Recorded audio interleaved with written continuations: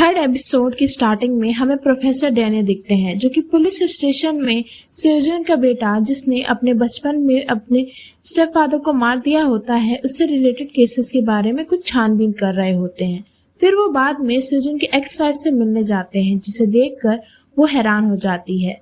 फिर वो बातें कर रहे होते हैं तभी उसे एक फोटो दिखता है जिसमें सुजन की एक्स वाइफ और एक लड़का दिखता है जो कि डॉक्टर योहान होता है, जिसे देखकर वो बोलती है कि वो उसका बेटा है।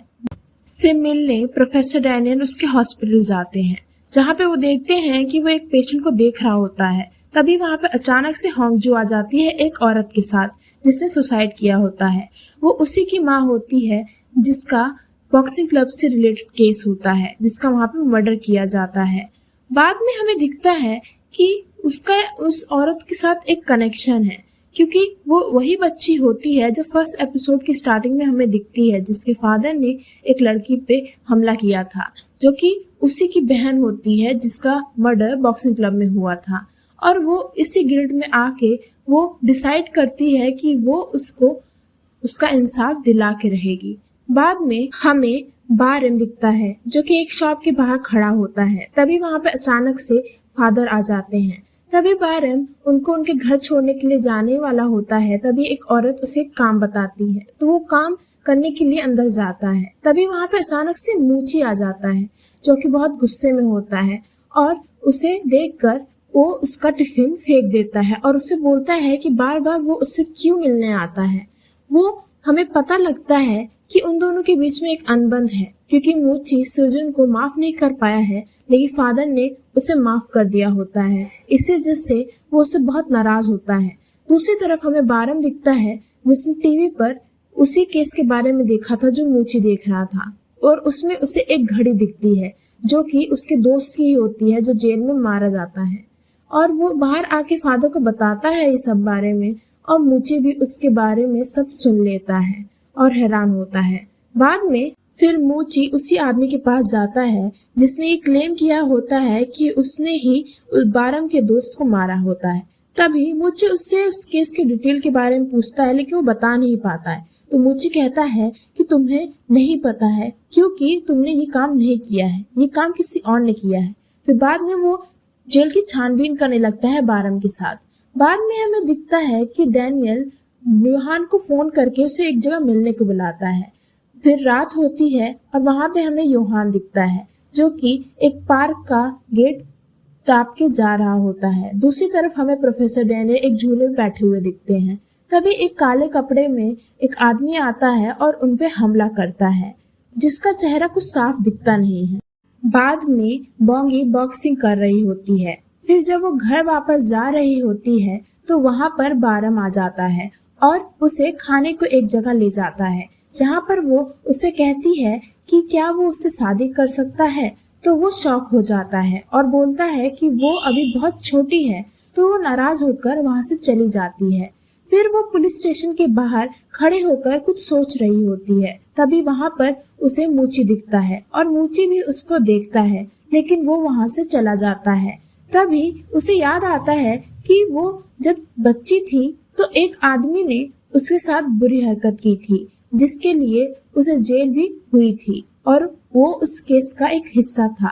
तो वो उसे उसके बचपन में मिला था।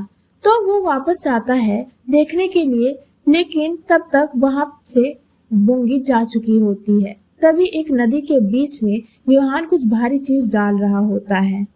अगले दिन ये न्यूज आती है कि मूची का एक एविडेंस लीक हो गया है और ये बात होंगजू भी जान रही होती है। तो ये सवाल पूछने के लिए मूची उसके घर पे जाता है। तभी बाद में होंगजू अपने घर वापस आती है तो वहां पर योहान होता है जो कि परेशान दिखता है और होंगजू को गले लग जाता है। तभी वहां पर मूची एक काम से आता है तो उन दोनों को अगले दिन मूची के जूनियर के पास एक मर्डर केस आता है जो कि प्रोफेसर डैनियल का होता है लेकिन उसकी बॉडी गायब होती है। तो मूची उसके जूनियर के साथ छानबीन करने जाता है। बाद में बोंगी और उसकी एक क्लासमेट से लड़ाई हो जाती है तो मीटिंग बुलाई जाती है जहाँ पे बोंगी दादी आती है और उस क्लासमेट की माँ भी आती है। तभी बोंगी की दादी बोंगी से कहती है कि वो उनसे सॉरी कहे, तो वो मना कर देती है और बोलती कि उसकी गलती नहीं थी, बल्कि वही उसके खिलाफ गलत अफवाह फैला रही थी, और बोलती है कि अब मुझे स्कूल में नहीं पढ़ना, और वो वहाँ से नाराज होकर चली जाती है। ये बात सुन के दादी को गुस्सा आता है और वो उस क्लासमेट की माँ से लड़ने लगती है। तो उसकी क्लासमेट की माँ बहुत गुस्से में आके उसे धमकी देती है कि अगर उसने ये कंपनसेशन नहीं दिया इस लड़ाई की वजह से, इस इंसल्ट की वजह से, तो वो उसे जेल पहुंचा देगी और उसकी पोती की पढ़ाई खराब कर देगी। तभी वो बाहर निकलती है तो बोंगी बाहर खड़ी होती है और दादी की हालत देख के बहुत गुस्सा भी करती है। तो दादी से कहती है कि वो उसकी बात क्यों नहीं मानती, एक अच्छी बच्ची जैसे क्यों नहीं रहती, उसी की बातें क्यों नहीं मानती। तभी बोंगी बहुत गुस्से में बोलती है कि आपकी बात मानने से ही मेरे ये हालत हुई है। अगर वो बचपन में आपकी बात नहीं मानती तो मेरे साथ वो सब चीजें नहीं होती जो होनी नहीं चाहिए थी। और ये बात सुन के दादी बहुत ही परेशान हो जाती है, टूट जाती है, और बोंगी भी वहां से चली जाती है। फिर बाद में दादी काम ढूंढने लगती है कंपनसेशन के लिए। फिर वो एक जगह जाती है लेकिन उसे काम मिलता नहीं है उसकी उम्र की वजह से। तो वो चुपके से एक फोन कॉल उठाती है जहाँ पे उसे एक सर्विस कॉल आता है, और वो चुपके से उस घर में चली जाती है सफाई के लिए। तभी हमें पता लगता है कि वो घर योहान का होता है। तभी मूची को पता चलता है कि जिस दिन प्रोफेसर डैनियल गायब हुए थे उस दिन उन्होंने योहान को कॉल किया था। तो वो उससे मिलने को बुलाते हैं।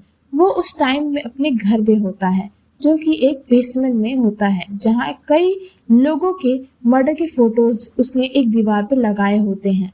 तो वो अचानक से वहां से चला जाता है और मूची से मिलता है। तो वो उससे कुछ सवाल पूछता है। तो वो उसे अचानक से याद आता है कि उसने उस बेसमेंट के कमरे की लॉक खोल के ही रखी थी और चाबी नहीं लगाई थी। तो वो वहां से भागता है अपने घर पहुंचने के लिए। दूसरी तरफ तभी बारम हॉस्पिटल पहुंचता है उसके सीनियर के कहने पर, और उसके दोस्त की उंगली जो कि एक एविडेंस था उसे लेने के, तो देखता है कि वो उंगली उसके दोस्त की नहीं है। तो वो वहां से जाता है तो उसे रास्ते में मूची मिलता है। तो वो उससे सब कुछ बताता है। तो उसे याद आता है कि जेल के पास एक चर्च है। तो वो वहां जाता है और दूसरी तरफ योहान अपने घर जाता है। तो वो दादी तभी वहीं होती है और वो फिर वहां से चली जाती है। तब वो बेसमेंट में जाके देखता है कि उसकी एक फोटो गायब होती है। तो वो दादी का पीछा करता है। तो वो बस में बैठकर निकल जाती है और योहान उनका पीछा करता है। दूसरी तरफ मूची चर्च में ढूंढने जाता है लेकिन उसे कुछ नहीं मिलता है। तो चर्च के लोग उसे वहां से भगा देते हैं। तभी बारम को कुछ खून की बूंदें चर्च के छत से गिरते हुए दिखता है। तभी मूची छत पर चढ़कर देखता है कि वहां पे बारम के दोस्त का यूनिफॉर्म दिखता है जिसे किसी ने जानबूझकर वहां रखा। फिर दादी अपने मोहल्ले पहुंचती है लेकिन वहां पे कोई होता नहीं है उनकी मदद करने के लिए। तो वो एक जगह छिप जाती है लेकिन योहान उन्हें ढूंढता है। तभी दादी बारम को एक मैसेज करती है। तो बारम उन्हें ढूंढने के लिए जाता है और देखता है कि वो उसकी लाश पड़ी हुई है दादी की। तभी उसे एक आदमी दिखता है तो वो उसकी पीछा करता है, लेकिन पीछा करते करते वो एक रोड के सामने आ जाता है और एक गाड़ी उसे टक्कर मार देती है और योहान उसे देखता रह जाता है। और इसी तरह थर्ड एपिसोड